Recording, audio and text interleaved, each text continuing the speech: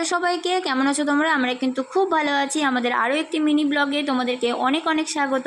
আজকে হচ্ছে শনিবার। কালকে যেহেতু তোমাদের দাদাভাই পনিরটা নিয়ে এসেছিলো, তাই সকালে গিয়ে ভাবলাম যে অনেক দিন ধরে ভেজ পোলাও বানানো হয় না, চলো বানিয়ে ফেলি। যেমন ভাবা তেমনি কাজ, ঘরে সব কিছুই ছিল মোটামুটি বলতে পারো।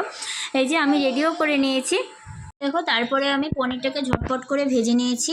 আর আমি যেহেতু একটু সোয়াবিনও দিয়েছিলাম এই পোলাওটাতে, ওই জন্য মশলার সাথে কষিয়ে নিয়েছি। মশলা বলতে নর্মালি যেগুলো জিরার গুঁড়া, লঙ্কার গুঁড়া, লাল লঙ্কার গুঁড়া, একটু গরম মশলা, ব্যাস এইটুকুই। এই যে তারপরে আমি সব কিছুর সাথে মিলিয়ে নিচ্ছি। দেখো তো কেমন হয়েছে দেখতে, অবশ্যই কমেন্টে জানাবে কিন্তু। আর সাথে ছিল কাশ্মীরি আলু। থেকে তো দেখলে আমার পোলাওটা কমপ্লিট হয়ে গেছে। আর পোলাওয়ের সাথে ছিল কাশ্মীরি আলুর দম। আজকে জানো তো আলুর দমে একটু কাসুরি মেথি দিয়েছিলাম, তোমাদের দাদা ভাইয়ের খুব পছন্দের। আর তোমাদের কাদের কাদের ভালো লাগে বলো তো আলুর দমে কাসুরি মেথি দিয়ে খেতে? তা অবশ্যই কমেন্টে জানাতে ভুলবে না কিন্তু। আজকের মিনি ব্লগটা এই পর্যন্তই। ভালো লাগলে লাইক কমেন্ট শেয়ার করে দিও।